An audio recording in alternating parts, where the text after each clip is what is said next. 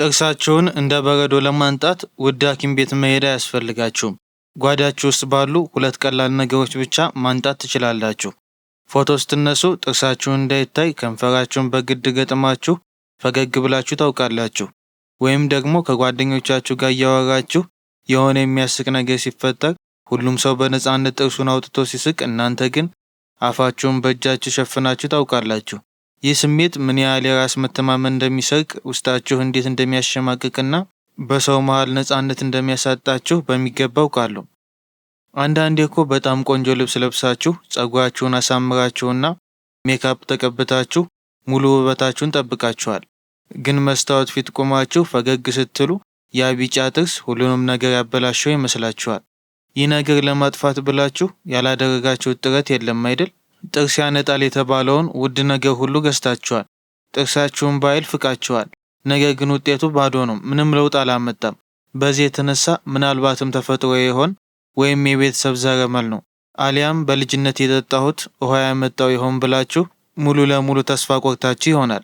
ሌሎች ሰዎች በነፃነት ሲስቁ እያያችሁ ምን ነው እኔም እንደነሱ በሆንኩ ብላችሁ በውስጣችሁ አዝናችሁ ሊሆን ይችላል።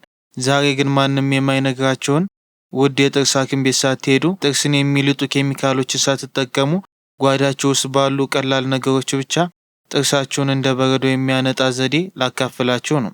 ይህ ቪዲዮ እስከ መጨረሻው በጥሞና ከተከታተላችሁ የብዙዎቻችሁን የጠፋ ፈገግታ እንደሚመልስና ውበታችሁ ጎልቶ እንዲታይ እንደሚያደርገው 100% እርግጠኛ ነኝ። እስኪ አሁን ቪዲዮውን እያያችሁ ጥርሳችሁን በጣታችሁ ንኩት ወይም በምላሳችሁ ዳብሱት።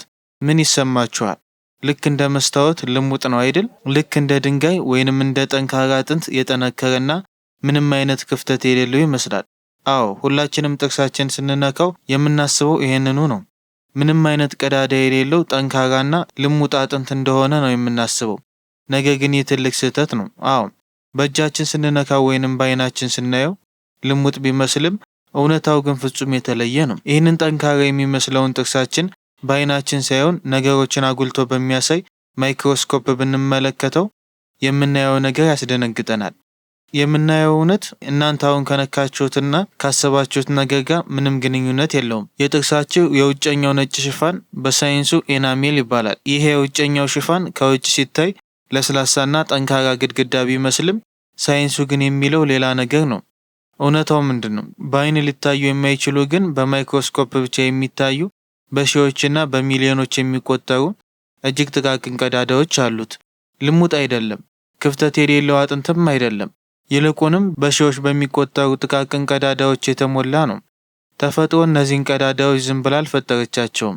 ጥርሳችን በሕይወት ለመኖርና ጥንካሬውን ለመጠበቅ በአፋችን ውስጥ ከሚገኘው ምራቅ ጠቃሚ ሚኔራሎችን ወደ ውስጥ ስቦ የሚያስገባው በእነዚህ መተንፈሻ ቀዳዳዎች አማካኝነት ነው። ልክ እንደ ፊታችሁ ቆዳ ጥርሳችሁን መተንፈሻ አለው። ልክ ፊታችሁ ላይ ላብ የሚያወጣና አየር የሚያስገቡ ቀዳዶች እንዳሉ ሁሉ ጥርሳችንም ልክ እንደዚሁ የራሱ የሆነ ቀዳዳዎች አሉት።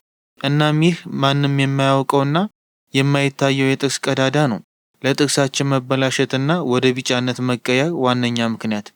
ከዚህም የባሰ ሌላ የተደበቀ ጠላት ደግሞ አለ። እሱም አሲዳማ ምግቦች ናቸው። ለምሳሌ ለስላሳ መጠጦች፣ ከረሜላዎች ወይንም ሎሚ ስናበዛ በእነዚህ ነገሮች ውስጥ ያለው አሲድ የጥርሳችንን ነጭ ሽፋን በመላጥ እነዚያን ጥቃቅን ቀዳዳዎች ይበልጥ እንዲሰፉ ያደርጋቸዋል። በዚህ የተነሳ ጥርሳችን መከላከያ አልባ በማድረግ ለቆሻሻና ለቢጫ ቀለም ይበልጥ የተጋለጠ ያደርገዋል። አሁን ለምን ጥርሳችሁን ዝም ብላችሁ በቡርሽ ደጋግማችሁ ብታሹትም እንደማይነጣ ገባችሁ አይደል? ምክንያቱም የተለመደው የጥርስ መቦረሻ ሂደት የሚያጸዳው የጥርሳችንን የውጨኛው ገጽታ ላዩን ብቻ ነው። ልክ የቤት ወለል በመጥረጊያ መጥረግ ማለት ነው። ነገር ግን በወለሉ ስንጥቅ ውስጥ የገባውን ቆሻሻ መጥረጊያ እንደማያወጣው ሁሉ የጥርስ ቡርሽም በጥቃቅኖቹ የጥርስ ቀዳዳዎች ውስጥ ዘልቆ የገባውን ቢጫ ቀለም ሊያወጣው አይችልም። አብዛኛው ሰው የማይገነዘበው ሌላው ሀቅ ደግሞ ከውጨኛው ነጭ ሽፋን በስተጀርባ ያለው የጥርሳችን የውስጥ ክፍል ዴንቲን እንደሚባልና ተፈጥሯዊ ቀለሙ ፈዛዛ ቢጫ መሆኑን ነው። ስለዚህ እናንተ ለውጥ ስታጡ አላሸውትም ማለት ነው ብላችሁ በኃይል ስትፈትጉት የውጨኛው ነጭ ሽፋንን መከላከያ የሆነውን ጠርጋችሁ ታጠፉትና የውስጠኛውን ቢጫ ክፍል ጎልቶ እንዲታይ ታደርጋላችሁ። ይህ ማለት ጥርሳችሁን ለማንጣት ስትሞክሩ ባሰባችሁ ማለት ነው። በተጨማሪም በገበያ ላይ የምናገኛቸው አብዛኞቹ ጥርስ አንጪ የሚባሉት ውድ ፕሮዳክቶች ኬሚካሎችን የያዙ ናቸው።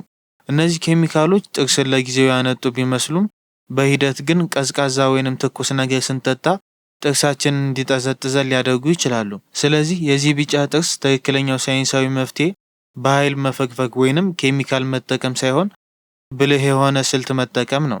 ትናንሽ ቀዳዳዎች ውስጥ ገብቶ የተደበቀውን ቆሻሻና ቢጫ ቀለም ልክ እንደ ማግኔት ስቦ ወደ ውጭ ሊያወጣ የሚችል ልዩ የተፈጥሮ ኃይል ያስፈልገናል። ያንን ኃይል ስንጠቀም ጥርሳችን ያለምንም መፈግፈግና መጎዳት ወደ ቀድሞ ንጣቱና ጽዳቱ ይመለሳል። ነገር ግን ያንን አስገራሚ መፍትሄ ከመጠቀማችን በፊት አብዛኞቻችን ሳናውቀው ጥርሳችንን እያበላሹ ያሉ 3 የዘወትር ስህተቶችን ማስተካከል አለብን። እነዚህን ካላቆማችሁ ምንም ብታደርጉ ለውጥ አታመጡ። ስህተት 1 ጥርስን ያነጣል ብሎ በማሰብ በከሰል አሊያም በሎሚና ጨው ጥርስን ማሸት። ይህ ምናልባትም ብዙዎቻችን ከቤተሰቦቻችን ያየነው ወይም ቶሎ ለውጥ ለማምጣት ብለን በራሳችን የሞከርነው ትልቁና አደገኛው ስህተት ነው። ሎሚ፣ ጨውና ከሰል ጓዳችን ውስጥ ያሉ ተፈጥሯዊ ነገሮች ስለሆኑ ብቻ ምንም አይነት ጉዳት የማያመጡ ይመስለናል። ነገር ግን የጥርስ ሕክምና ሳይንስ የሚነግረን እውነት እጅግ አስደንጋጭ ነው። በመጀመሪያ ሎሚና ጨውን እንመልከት። ሎሚ በተፈጥሮ እጅግ ከፍተኛ የሆነ አሲድ አለው። ይህ የሎሚ አሲድ ጥርሳችን ላይ ሲያርፍ ያንን ቅድም ያወራነውን ስስ የሆነውን የጥርስ መከላከያ ነጭ ሽፋን ይልጠዋል። በዚህም ላይ ደግሞ ጨው ስንጨምርበት ጨው ሸካራ ስለሆነ ልክ እንደ ሳንድ ፔፐር ሆኖ ያንን በአሲድ የለሰለሰውን የጥርሳችንን ነጭ ሽፋን በቀላሉ ጠርጎ ያስወግደዋል። ይህ ማለት ጥርሳችሁ ለጊዜው የነጣ ቢመስልም እያደረጋችሁት ያላችሁት ግን ነጩን የጥርስ ክፍል መላጥ ነው። ኤናሜል አንዴ ከተላጠና ከተጠረገ ደግሞ ፀጉር ወይንም ጥፍር አይደለም፣ በሰውነታችን ውስጥ ተመልሶ አያድግም። ስለዚህ ነጩ ሽፋን ሲጠፋ ከስር ያለው ዴንቲን የተባለው የተፈጥሮ ቢጫ የጥርስ ክፍል ለዘላለም በግልጽ ይጋለጣል።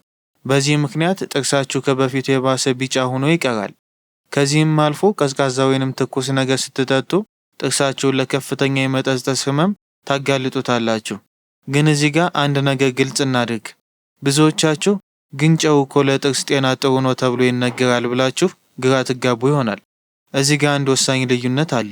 በሞቀ ውሃ ላይ ጨው አድርጎ መጉመጥመጥ ባክቴሪያ ይገላል። ያበጠ ድድን ለማረጋጋት የአፍን አሲድ ሚዛን ለመጠበቅና ከጥርስ ህክምና በኋላ የሚኖረውን ህመም ለመቀነስ ይረዳል። ነገር ግን ጨውን በቀጥታ እንደ ቡርሽ መጠቀም ግን እጅግ አደገኛ ነው። ጨው እጅግ ሻካራ ስለሆነ የጥርሳቸውን ነጭ ሽፋን በቋሚነት ይቧጭረዋል፣ ለጥርስ ስሜታዊነትን ያጋልጣል። በተጨማሪም ጨው አፍን ሊያደርቅ ስለሚችል ምራቅ እንዲቀንስ ያደርጋል። ምራቅ ደግሞ ጥርስን ከአሲድ ለመከላከል ወሳኝ ስለሆነ ጨው በብዛት መጠቀም ጥርሳቸውን ለበሰበሰና ለመጥፎ የአፍ ጠረን ያጋልጣል። ሌላው ደግሞ ጥርስን በከሰል መፋቅ ነው። ከሰል ከላይ ያለውን ቆሻሻ ሊያነሳ ይችላል። ነገር ግን ከሰል እጅግ በጣም ሸካራ ነው። ጥርሳቸውን በከሰል ደጋግማችሁ ስታሹት በጥርሳቸው ውጨኛው ሽፋን ላይ በአይን የማይታዩ በርካታ ጥቃቅን ጭረቶችን ትፈጥራላችሁ። እነዚህ በጥርስ ላይ የተፈጠሩ ጭረቶች ደግሞ በሚቀጥለው ጊዜ ቡና፣ ሻይ ወይንም ስትመገቡ ቀለሙ ገብቶ የሚደበቅባቸው ቋሚ ቀዳዳዎች ይሆናሉ።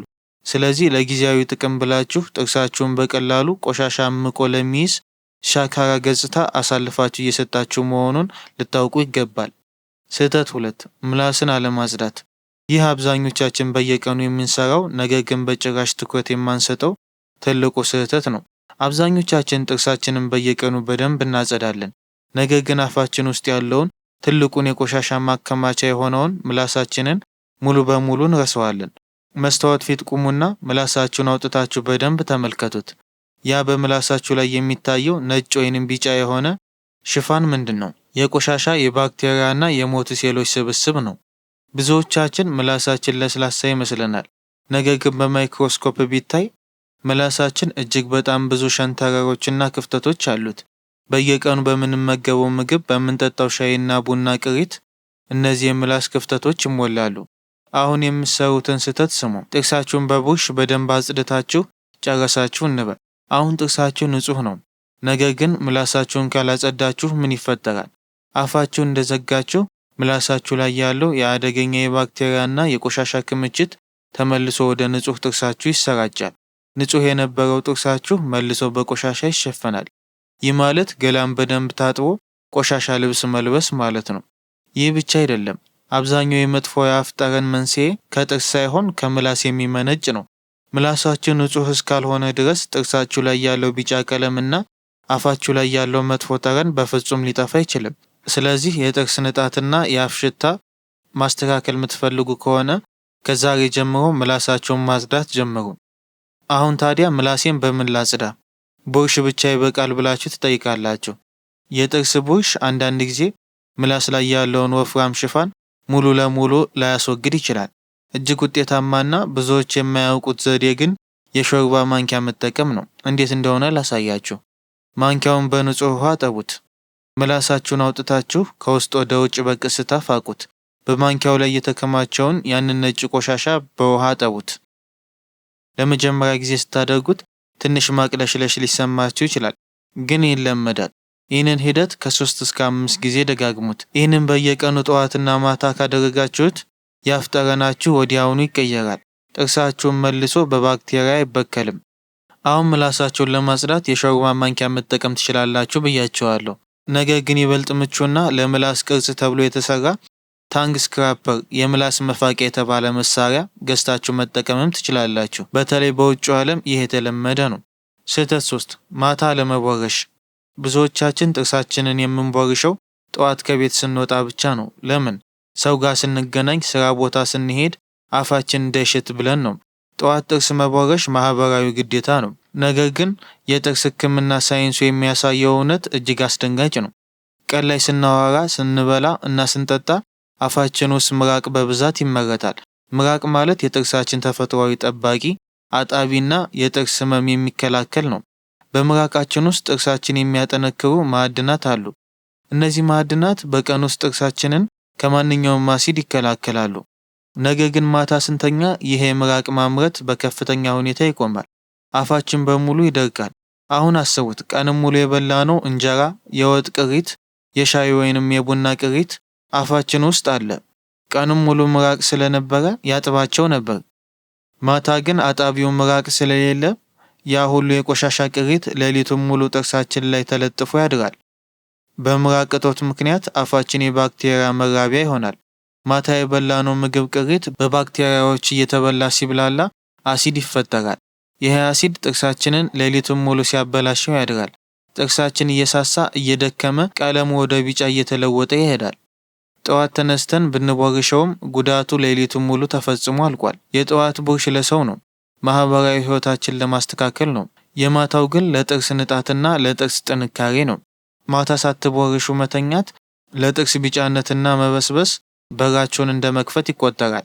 ስለዚህ ከዛሬ ጀምሮ ማታ መቦረሽ ግዴታ ነው። አሁን እነዚህን ስህተቶች ካወቅን ወደ አስገራሚው መፍትሄ እንግባ። ጥርሳችሁን የሚያነጣው ሚስጥር የኮኮናት ዘይትና እርድ ጥምረት ነው። አሁን እርድ ራሱ ቢጫ ሆኖ እንዴት ጥርስን ያነጣል ብላችሁ ትገረሙ ይሆናል። ሳይንሱ እጅግ አስገራሚ ነው። እርድ እጅግ ኃይለኛ የተፈጥሮ ጸረ ባክቴሪያ ነው። ጥርስ ላይ የተጣበቀውን ጠንካራ ቢጫ ቆሻሻ የማንሳትና ድድን የማዳን አስገራሚ ኃይል አለው። ንጹህ የኮኮናት ዘይት ደግሞ ቅድም እንዳልኳችሁ ልክ እንደ ማግኔት በጥርስ ቀዳዳ ውስጥ የገቡትን ጥቁርና ቢጫ ቀለሞች ስቦ ያወጣል። አዘገጃጀቱ በጣም ቀላል ነው። አንደኛ፣ አንድ የሻይ ማንኪያ እርድና የኮኮናት ዘይት በአንድ ንጹህ ዕቃ ላይ አዋህዱ። ሁለተኛ፣ የጥርስ ቡርሻችሁ ላይ ይህንን ውህድ አድርጋችሁ ጥርሳችሁ ለ2 ደቂቃ በቀስታ ቦርሹት። በኃይል መፋቅ አያስፈልግም። ሶስተኛ፣ ወዲያውኑ አትጥፉት። ይህንን ውህድ ቆሻሻውን ስቦ እንዲያወጣው በአፋችሁ ውስጥ ለ1 ደቂቃ ያህል አቆዩት። ከዛም ትፉት። አራተኛ፣ በመጨረሻም የእርዱን ቢጫ ቀለም ጥርሳችሁ ላይ እንዳይቀር በተለመደው መልኩ ጥርሳችሁን ቦርሹ። አሁን ጥርሳችሁ እንደ በረዶ ነጥቷል። በነፃነት ፈገግ ማለትም ጀምራችኋል። ነገር ግን ፈገግታችሁ ቢያምርም ያበጠ የሚመስለው የፊት ውፍረትና ድርብ አገጭ ሙሉ በራስ መተማመን ነስቷችኋል። እንግዲያውስ መፍትሄው እጃችሁ ላይ ነው። ምንም አይነት ውድ ቀዶ ጥገና ሳያስፈልግ የፊታችሁን ውፍረትና ድርብ አገጭ በአጭር ጊዜ ውስጥ አጥፍቶ የፊት ቅርጻችሁንና ውበታችሁን የሚመልስላችሁ ሳይንሳዊና ቀላል ዘዴ ለማወቅ አሁን ስክሪኑ ላይ ያለውን ቪዲዮ ተጭናችሁ ተመልከቱ።